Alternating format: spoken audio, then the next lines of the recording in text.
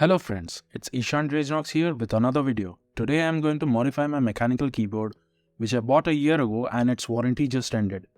I'm making this video to share with you the things I learned as a beginner and learn from my mistakes so that you don't end up making the same. So let's start the video. First I'll be showing you the tools that you might or will need.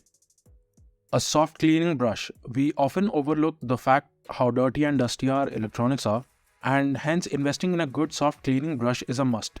The one I have here I bought from Amazon for Rs 149. It comes with a standard brush, a keycap removal tool, some integrated tools to clean phone ports and TWS earphones.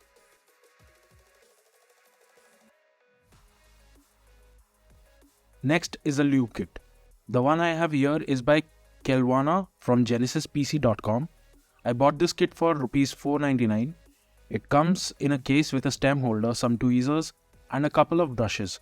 You can do without the stem holder, but I highly recommend them if you have stubby fingers like me and have difficulty holding small items. Also, you can use any sharp-nosed tweezers and common paint brushes you can find easily nearby. All these things come within the kit. You don't have to buy the kit necessarily, but it's helpful to have one lying around. Also, the kit doesn't come with a switch. I put it there in myself.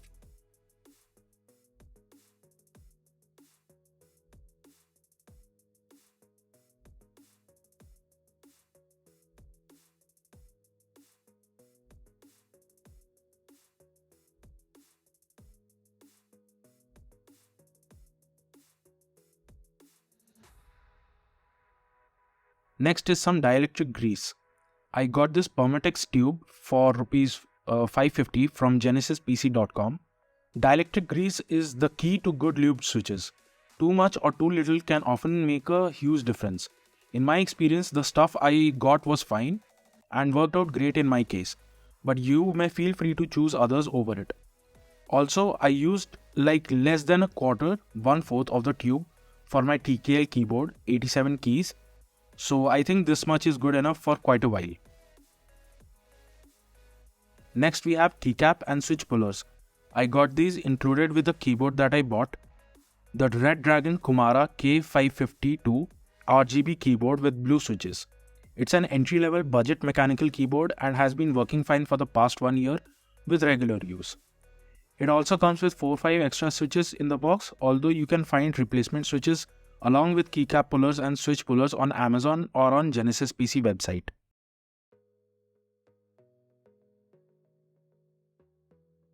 Kelwana Bare Switch Opener. This is a valuable recommendation as opening each switch by hand can be a task. Even with this opener, I had to struggle with a bunch of switches as the clips were stuck or didn't come off easily. I was considering skipping this one as Rs 600 seemed a bit too pricey, but after the whole mod, I think it was a very good investment. It can open both cherry and kale style switches. You can Google to check which ones you have. I have the Outemu Blues, which are a kale style switch. The opener comes in a cute little storage box, which is always a good sign. I got it again from genesispc.com.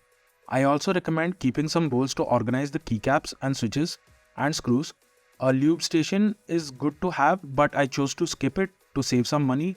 Lastly, you are going to need some craft foam or foam sheets. The colored ones I bought for Rs 15 each at a nearby stationery. And the last white bubbly one I got from my sister's online makeup packaging. By the way, Genesis PC is not a sponsor, nor they have paid me to make this video. I like the service and hence recommending them here. You can find these tools from anywhere you like and get them from there, but having a trusted source for the tools is a win. So I begin the disassembly process of my keyboard. Keycaps first. I have sped up the footage and provided timestamps in the description if you want to skip these parts. And one thing I would like to say again, I am not sponsored by Genesis PC, but I have used their service in the past and as a pleased customer, I am giving them a shout out. It was quite difficult to find a reasonable online seller for mechanical keyboard enthusiasts in India, and they came as a great recommendation to me, so I am just recommending them forward.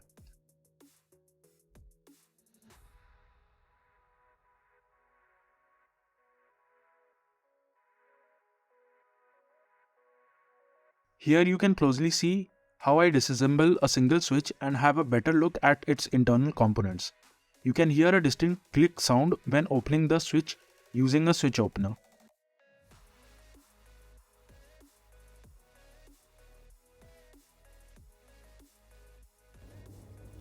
The switch is comprised of a base housing, a spring, switch stem, and upper housing.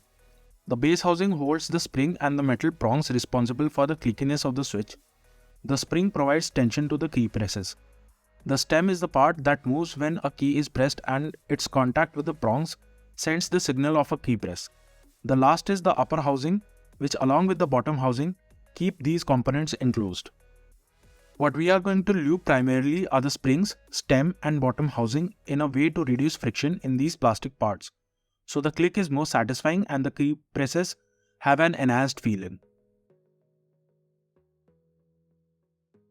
In this close-up, you can have a better look at the stem guides and guide rails that we will be applying lube to. These are in place so the stem moves smoothly, guided by the guide rails internally. You can imagine it like stem guides, which is the train that moves on the guide rails, which are the tracks.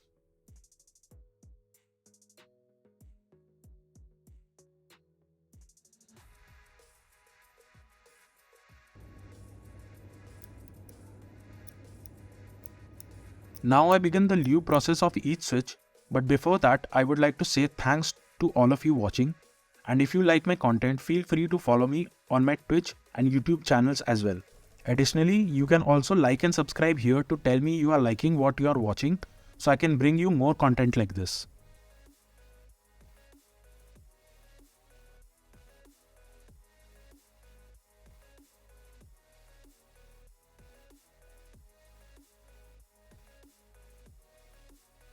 Here you can see how a stem holder is used to hold the stem and assist in lubing, and how tweezers work to remove the spring easily.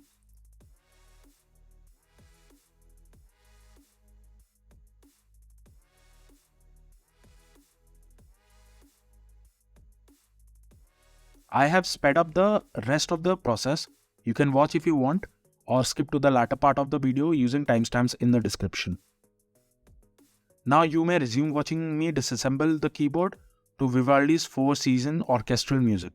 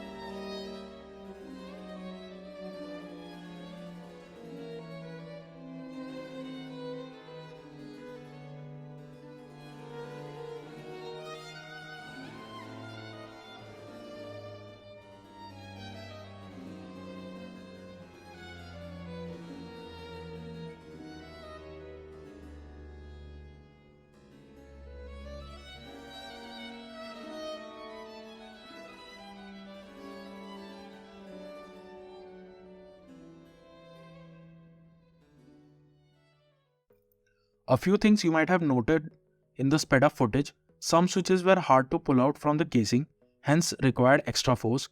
Also, some switches were difficult to open in themselves, so I used the tweezers to loosen the locks before using the switch opener again. And last, to conserve on the lube, I only took out little amounts at a time, so I would not have any wasted amount at the end.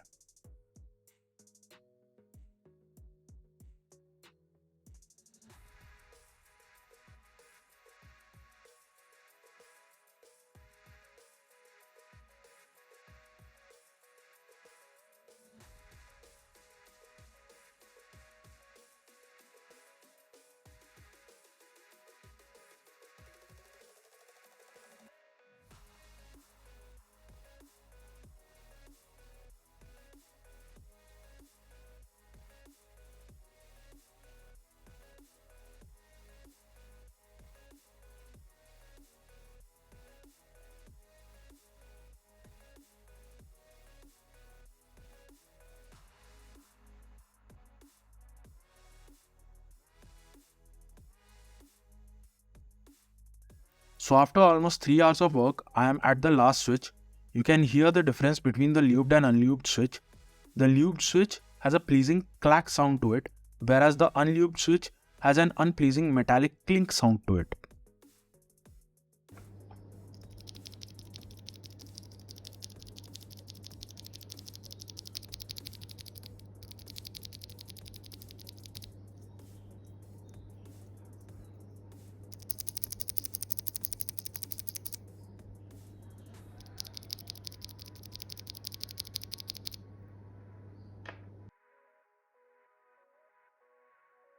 With all the switches done, I move on to the next part of the mod where I take apart the keyboard to add foam padding to further reduce the metallic clink sound. You can do this process first, but it is generally a better idea to do it after lubing the switches, as you get a better understanding of how much foam to add.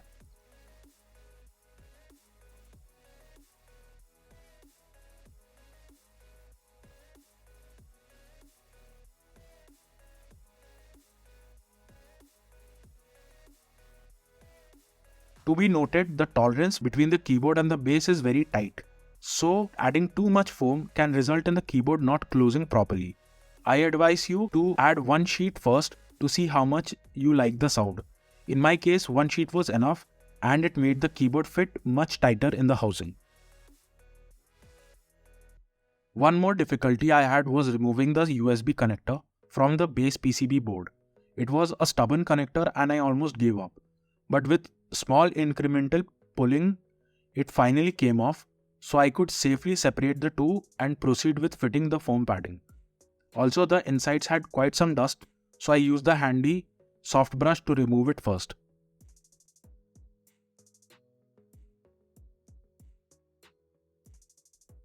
After the base was completely separated, I proceeded to roughly measure the foam sheet and cut it little by little. Take your time and be patient, as measuring twice and cutting once is ideal.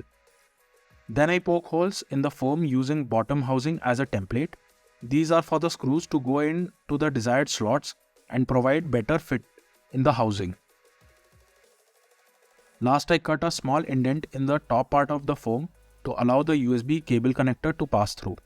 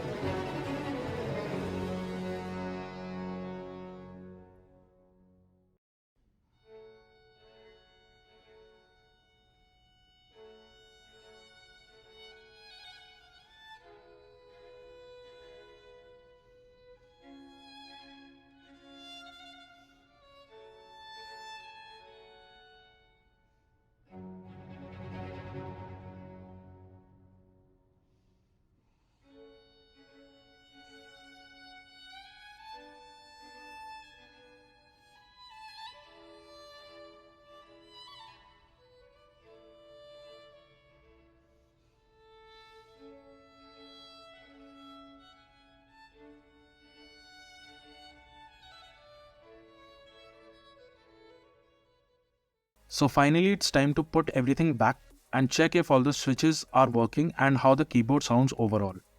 And a seizure warning before a little LED light show. I turn off the lights for added effect. It looks beautiful.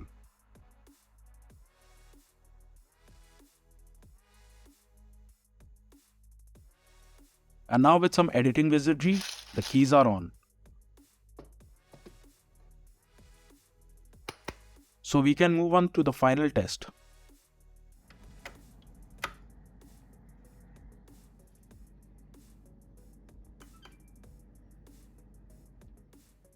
Voila! It's alive! And yes, I use it with an Xbox, not to play games, but to type in chat and input text, as I don't like fiddling with the on-screen keyboard using a joystick. You don't need to have a gaming PC to enjoy a mechanical keyboard experience. So finally, I hope you learned something from this experience and are a little less skeptical about getting a mechanical keyboard or modding it. The community makes it sound like a daunting task, but to be real, it's actually a great fun hobby to have. Hope you enjoyed this video and I would love suggestions in the comments. Additionally, you can connect with me on all these platforms on screen. And until next time, keep living life to the fullest. Peace.